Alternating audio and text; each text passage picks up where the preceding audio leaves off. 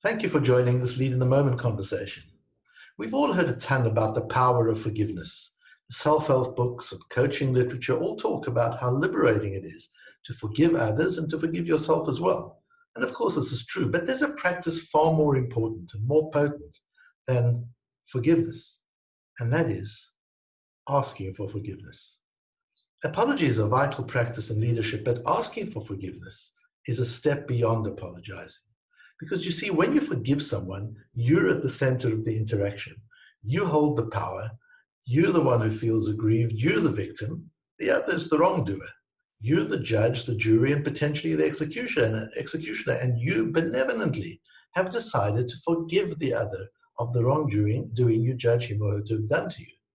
That's quite a powerful position to be in. This is not the case when you ask for forgiveness. When you ask for forgiveness, the other person is at the center. You're handing the power to them. You're allowing them the option to forgive or not. You've put yourself in their hands, and you're certainly not in a comfortable space. In fact, you're vulnerable and displaying immense humility. Asking for forgiveness is a much more noble place to be than when you're the one doing the forgiving. When you ask for forgiveness, you're exposing yourself and pleading for benevolence from another person. Asking for forgiveness takes some reflection. We need to clearly articulate what is it that we did and in what ways might we have harmed or undermined another person.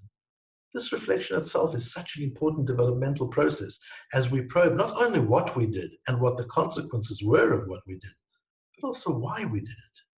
And as we become accustomed to this way of thinking, the idea of consequence becomes embedded in our inner being so that we're more permanently aware of consequence, even in the very moments of our actions. In our digital age, we often tend to act and react so quickly, and we move on quickly from our actions and reactions that we really contemplate consequence, and certainly never consider asking for forgiveness from people we might damage or hurt in the process. Many people are so thoughtless and impulsive in their social media reactions that they often damage themselves, never mind others. In the Jewish calendar, this is the season for asking for forgiveness, not just from God, but also from others and from oneself. It's hard enough to ask forgiveness from a peer, a partner, or a boss. Sometimes, though, we have to ask forgiveness from our subordinates, our teams, or even our children. This can be very uncomfortable, but very valuable. It might be helpful to journal a list of people whose forgiveness one needs to ask and the reasons for it. Then trying to be courageous, choosing one of those people and actually asking them for forgiveness, not just apologizing, but asking for their forgiveness.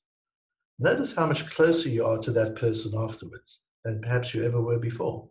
Because forgiveness, asking for it and granting it, builds trust and reinforces connection, creating stronger bonds and deeper intimacy than ever.